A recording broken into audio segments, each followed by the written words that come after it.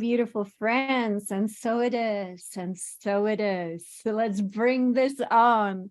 The magic, the power that is within us. We are beings on fire. The fire of the divine burns brightly within us. And I always say, I've seen it. And when you see it, you can never undo it. And this is the focus of the work that we do here with the Green Tara group. We all are destined to have the same amazing, really encounter, experiences, relationship with the divine. And I always say, let us move beyond belief, meaning belief is okay, but the experience of the divine within us, number one, and then all around us, of course, that is what really changes us. And so we are being changed, as you know. And what's really being changed so fantastically, especially since 2019, is our physical body. Now, who knew, right? So many mystics thought the body really didn't matter so much. But the thing is that your body is actually a receiver of divine energies. You would not be here without the body, number one. And so it is the body that is like an amazing instrument through which the planetary energies, which in a way also are cosmic when you think about it, and then all the cosmic energies, all the star energies, all the galactic energies from our amazing galaxy, they all have to go through the body. And so when we are being changed by the system, which is the cosmic mother nature, she's an amazing system. What does she use? She uses her own body, which is the cosmos, to change the little being like you and me in the body, which again is nature changing nature. Nature, our cosmic mother nature, is evolutionary. That's what she does. She creates and creates and creates. That is the nature of our divine mother. When I first met Divine Mother, I was I always say, she was presenting herself as someone who is completely obsessed with creativity. And so what she does, she's like, okay, let me create this. And how about this? And how about this? And so the Shiva energy has to hold space, even though space seems to be like an illusion. But within cosmos, this is a time-space kind of moving through things. And so Shiva opens his arms and says, come on, goddess, you create. And Shiva meditates, and he meditates on his goddess. I don't mean sitting on her, but I mean like internally, he's like, wow, this is creation. This is the goddess, man. She's creating. And so Shiva's in meditation and he's just within, and she goes and she creates and she moves through the worlds and she embodies herself into all things. So that is amazing. So the weather that you see now, it's very different today, isn't it? It's because we had the solar flare, and the solar flare created actually conditions on this planet. They are now changing the weather a little bit. So it's very cold, very windy here where we are. It's definitely, all the elements are working. As you know, when you get to know Divine Mother, you have to get to know nature. That's simply how it is. Because she designed everything so perfectly. And she thought, okay, this is going to work for everyone. It didn't really work for some beings, as you can tell, and some humans, but it's okay. We're returning to the fact that it's all going to work again. And so how is it going to work all again? It's because nature is going to rule again. And then we will do what we were designed to do, once again, to have that amazing honoring relationship with the mother and to see her in all things and to go beyond the fact that she is in nature here, physical, like on planet Earth. She's in the earth. She's in the 5 elements that we know here on this planet. But she also is everywhere else as her cosmic nature. So when you take the big mother as the big boss, in a way, she is the big boss. She is, the one who creates. And so how strange that we thought that creator is really that guy in the sky in many religions. That is not really the case. The mother is the creator. And so the mother is very, very important. And yet she couldn't do it without Shiva. And Shiva could not do it without her. What a great couple. What a great divine couple, our cosmic parents. And so they create, and she even creates the gods and goddesses and the pantheon of things. She creates the Taras, she creates the Buddhas, she creates all the what we call Atlantean beings, Sumerian beings, the Egyptian beings, the cosmic beings, the star beings. She creates all the star nations. She creates the galaxies. That's one of her creations. She loves flowers. And I always mention to her, galaxies are flowers in her garden. To her, because she's so big, her consciousness is all of cosmos. And cosmos is not only physical, cosmos is also non-physical. Behind all physical things are non-physical energies. Some people are able to see all the non-physical energies as well. And so Divine Mother has this beautiful dual nature. She creates that which is physical as well as non-physical. And so she creates through the elements, and she creates the gods and goddesses. She creates the company of heaven. She creates the pantheon of gods. And then she also creates tiny little beings like you and me, because, you know, we were designed to love life with her. And that is our most amazing purpose, my friends. As always, let us remind ourselves what that purpose is, and that is to love life. And I say sometimes you have to dig deep, but dig deep to uncover that love for life, and never allow your mind to tell you that there is a reason not to love life. I command the mind every day, and I know it works. Even if I have to dig deep sometimes, I dig and find that love. And sometimes that love is just looking at nature and saying, wow, look at this animal, look at this bird, look at this flower. And then, of course, she starts reflecting that love to you. And so I say, is this always easy? No. And why not? It's because we are in a world, as you know, that is a little bit, let's call it undercover. So we are not so, you know, free here. And the thing that limits us is basically the misuse of life force that is taking place now, and all the time.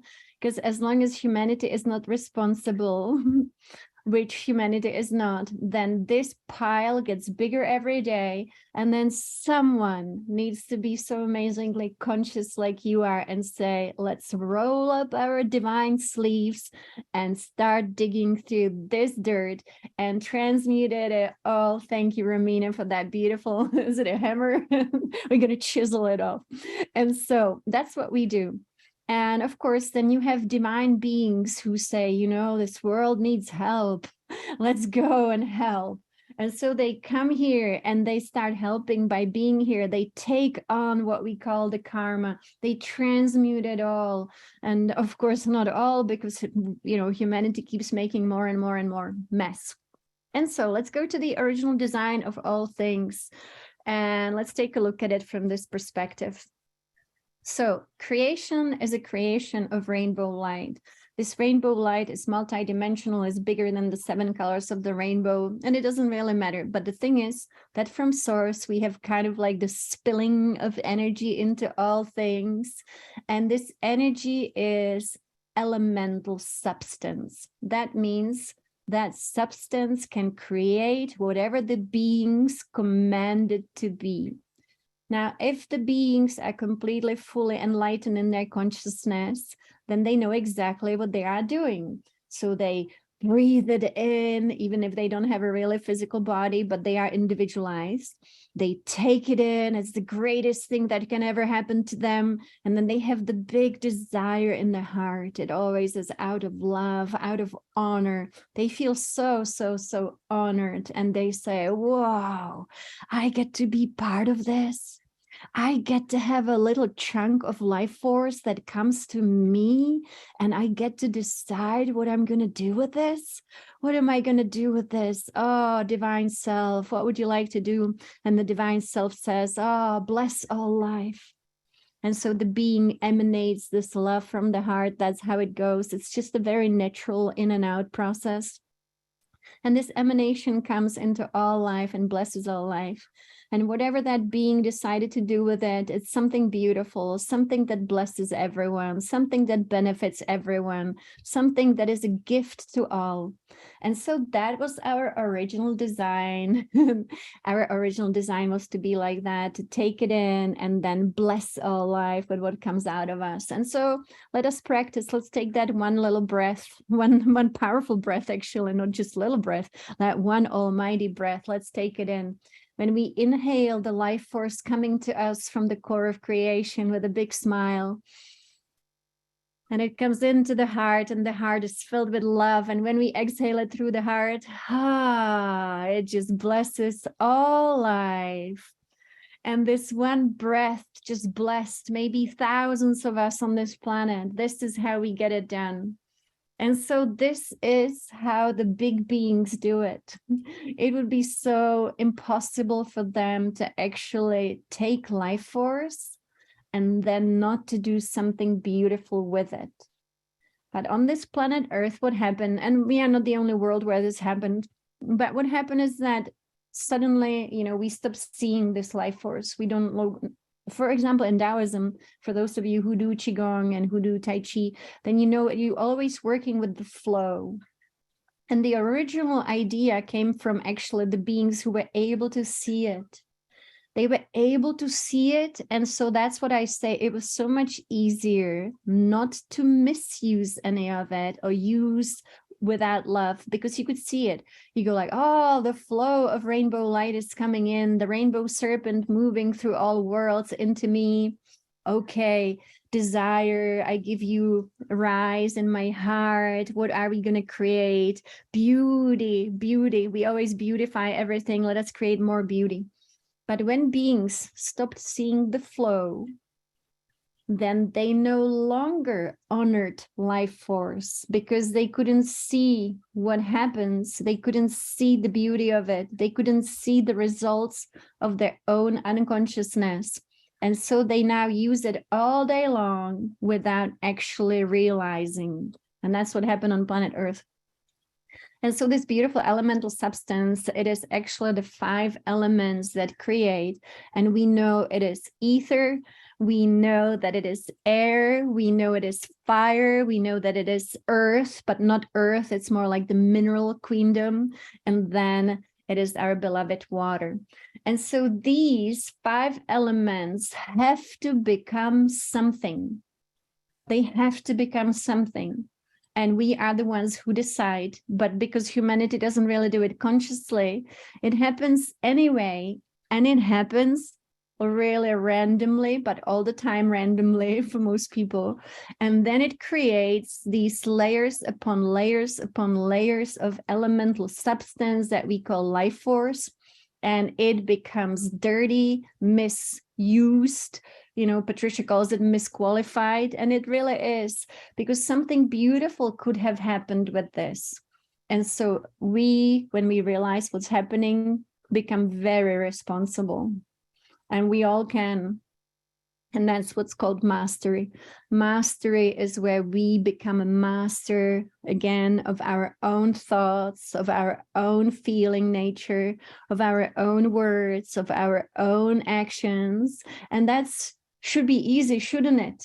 Shouldn't that be so easy to be a master of just your own being? Like, we don't have to master other beings, because no one should be, interfering with anyone else, but we can become masterful. And so I invite everyone to do so. Sometimes it is practice, and it's okay. We have the tools to transmute. If we are making a mess, we can clean it up. But ideally, why make a mess when we can just make beauty? And so how do we make beauty? How do we make beauty? That was one of the things that Divine Mother also taught me, and that I always teach. And so number 1, love life, life with a capital L, the life eternal, the cosmic life. Love this with all your heart. We had so many religions telling us the same thing, but they had different stories to back it up. And this is the revelation for this new age. We are in a new age, which is wonderful. And the new age really for us as humanity really started in 2019 at the end of the year, specifically when our cells in our physical body started to be purified. The purification, Yogananda came to me, you know, he announced it. So I knew what was going to unfold in this world. And this was in October 2019. So, you know, we have been purified on the cellular level, on the genetic level, and our bloodlines are being purified and have been purified. For many people, 2020 was the big year of awakening. It was really huge. Suddenly people were having all these multidimensional experiences, of course, and that is because the force that came through us and upon us into the cellular memories, into the bloodline, it was just so unstoppable. It was really fabulous. And so it was so wonderful to watch this every single day. It was absolutely unbelievable, you know, and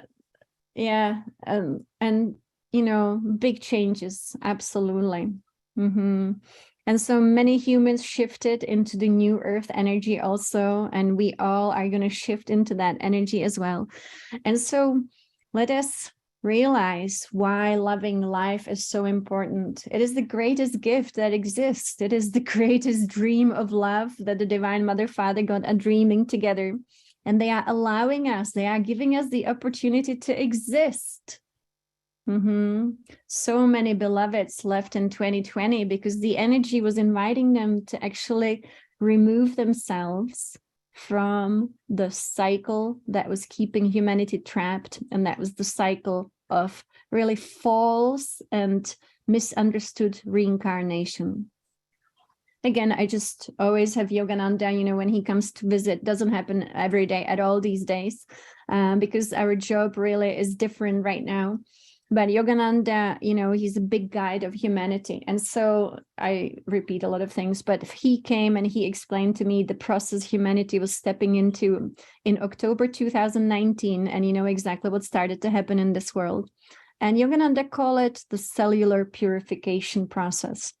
And so then he came in 2020 and he said that we will be rebuilding, or that we are rebuilding, the astral sphere. So as you know, what happened until 2020 is that humans would constantly be reincarnating into the same planetary conditions with the same lessons, the same mess, the karmic debris, and so on and so on. And it was just the cycle. And not cycle, sorry. It was like, what is it called? Like the wheel of karma, after all, they call it. But, you know, we had so many teachings that were trying to break the wheel of karma, and it really never succeeded for entire humanity. But in 2020, this cycle, this wheel was actually broken, so that humans can start evolving, and instead of repeating the same, they now can actually be moving on. And so a lot of people moved on in 2020, which is finally, you know, liberation of humanity. Divine Mother told me that we're going to be purifying the human genome. And I mean, you know, genome, the words she was using, I was like, whoa, human genome is going to be liberated. And Patricia talks about it as well. She said, you know, the enslavement codes have been deleted. So I'm just repeating what Divine Mother told me, and that is, you know, purifying human genome. And so I saw all the incredible activities that took place within us. You know, I had beings visiting me at night, and they were like, all right, we're purifying the bloodlines, and we're looking for this and that, and the cells will be purified, and we exploding kind of energy within the cells of humanity. Absolutely unbelievable. And so, I see in the chat a lot of loved ones that left during that period, of course, and that is simply moving on onto something really much better. And that is finally the job is almost done. We are not really done yet, but almost done. So I was really hoping, you know, myself, because it was so big and we were every day activated and so much was happening, and part of us left.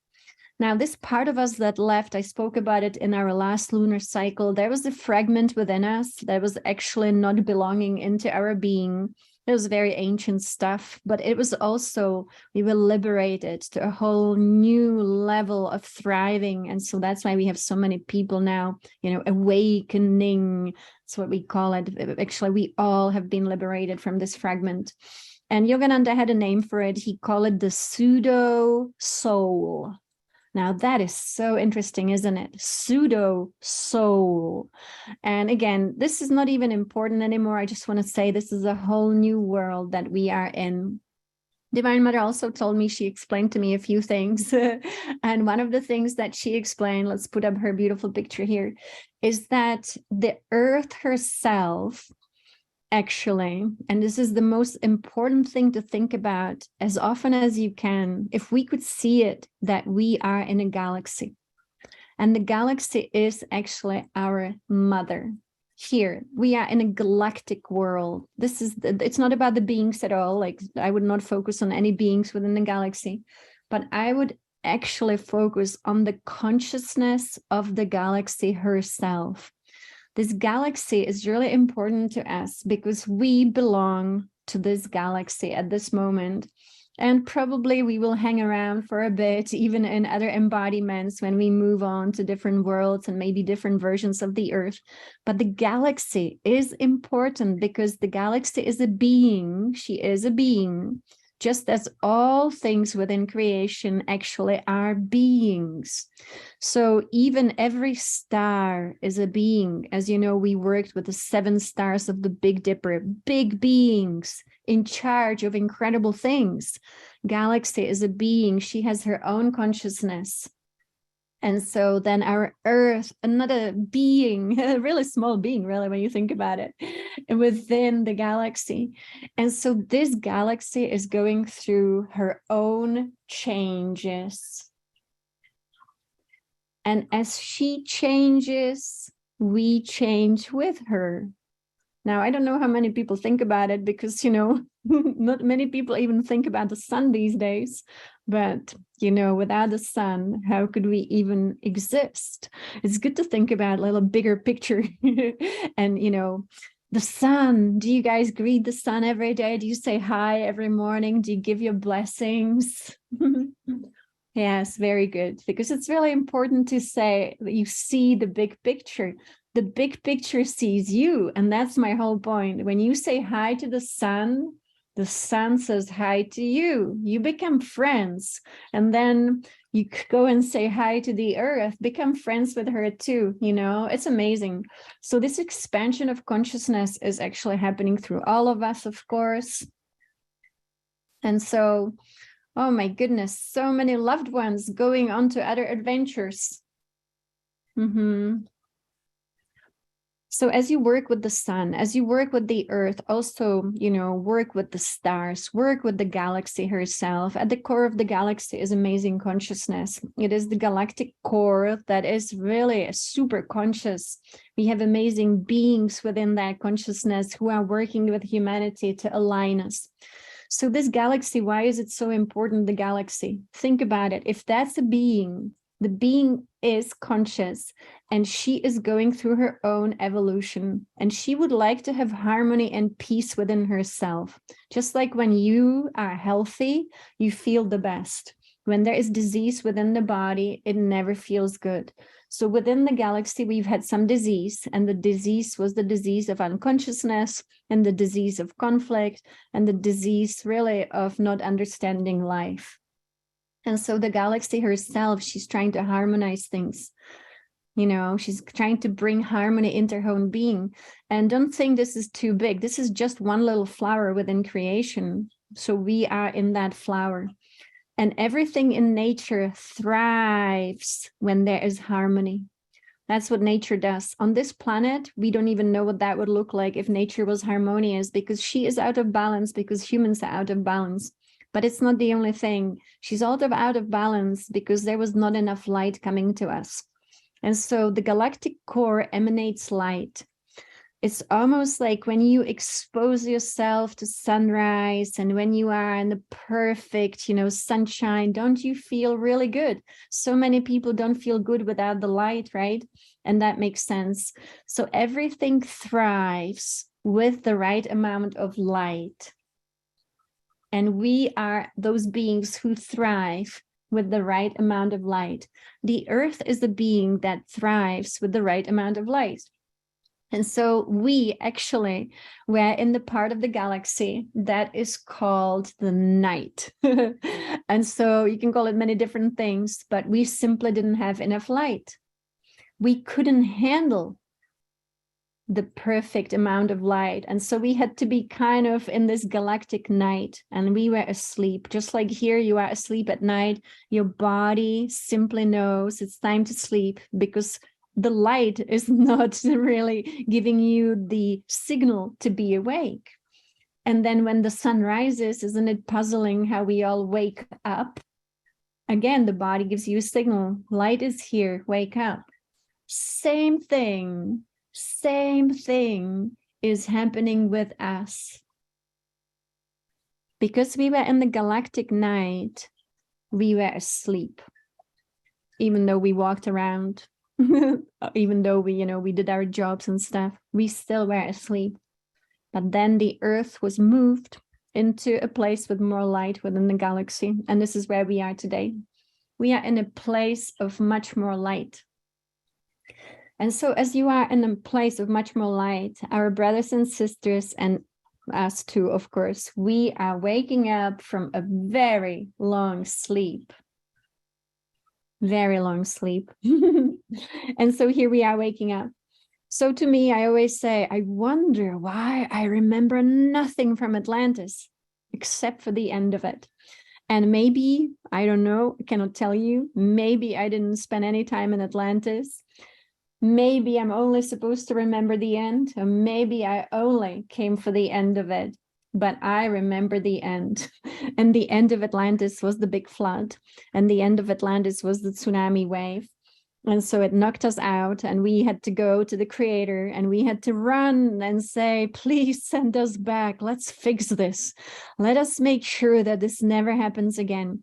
And it was not so much about the water having to destroy the world, but it was so much about the planet not making the shift, not going upwards, not moving forward. The planet herself was unable to move with all this unconsciousness taking place here. And so that's why we came. I want to say it again and again and again, because we were not moving forward. And so we made the promise, and immediately we said, please, please, please send us immediately back, and let's go back to fix this and make sure the earth will not stay behind again. And so that's why you and me are here. We are here so that the earth is not staying behind in this evolutionary opportunity. And so this evolutionary opportunity requires consciousness. It requires also responsibility. And number one, it is the responsibility for our own self. And with that, my dear friends, let us go into this beautiful transmutation by the sacred violet flame. And this is the flame that is very active, very powerful. Again, fire is the most transmuting element, whether it is fire that you burn in your candle, it doesn't matter. The size does not matter in this case. The fire can be as small as a candle and still is transmuting. And so if you can become this being of fire, the sacred transmuting flame, just become it, give it all up. And we're going to be burning. I like to stand in the fire all day long, like I put it all around me. Amazing. So you guys, of course, remember that promise, because we made it together. We knew that this is going to be a collective thing. Of course, you cannot send one being into this world to uplift it. You have to send all of us. And so here we are. So what I do, I build my energy field every day like you do. And so one of the things is like you put the violet flame all around you and you are always in it. Wherever you walk, the violet flame is burning around you. I refresh it every day, put it back on, and bam, go into the world. Violet flame, transmuting energy.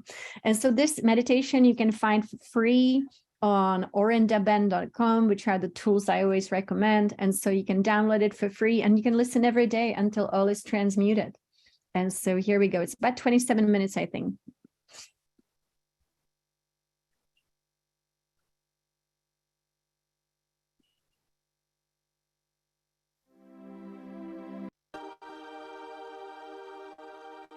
amazing work. And to me, the most exciting part is when we hold the world together as one and blaze everything in the beautiful violet flame. That's what we do. So this is what we're doing, as you know. I mean, you can never get enough of this, I hope, because this is what changes our lives. And I always say the unbelievable transformation that's possible. Nothing has to stay the same. Expect miracles in your lives, because this is what we are doing as we meditate, as we chant. You know, we are not alone here. We have a big support group every day, you know, and so we create these beautiful channels into the source of creation. And, you know, we communicate with the rest of the universe, of course, with the rest of the cosmos all the time. And so we are showing how we remember, and that's the whole point. And so we are liberating this beautiful planet. Of course, she needs liberation. It would be such a shame if she could not be liberated. And so let us close with a powerful chant. Every day we will actually do a little bit of chanting and a little bit of meditating. Tomorrow, definitely, if you have the time, come at 5 p.m. Pacific. The times and dates are posted on the website. It's every day, but some days I'm like traveling, so I cannot do 2, but I can at least always do 1 call. So I'll do 1 call tomorrow at 5 p.m. Pacific. And tomorrow, we will do the one that we love doing all Friday is going to be both times, 11 a.m. and 5 p.m. But tomorrow only 5 p.m. And so what is going to happen tomorrow is that we're going to be working with the devas, so that they come into the body and they start restructuring us. It's really fun. And so let us chant this mantra. Let me tell you a little bit about this mantra. This mantra is unbelievably powerful. Chant every mantra 108 times. Count on your mala, count on your rosary, or just record it 108 times. That's what I do. And then I play it to myself and I chant as I play it as well. And so whatever way you want to do it, 108 times. And this is a mantra that actually transmutes all the darkness within us, all the darkness around us, all the karmic patterns, all the suffering, all the pain, and it just burns it. For those of you who are disciples of Yogananda, there are different, schools of worshiping Yogananda or, working with him. And one of them is Ananda.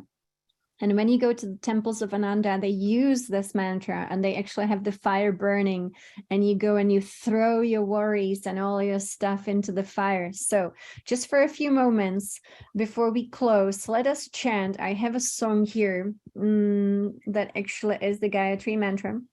And so I'll play it 108 times. We'll just do a few times here before we close. We're not going to do 108, but 108 usually takes me like an hour, so it's an hour of chanting, but it's so worth it. So let me see if I can find it. Here it is. So let's play this just for a few minutes.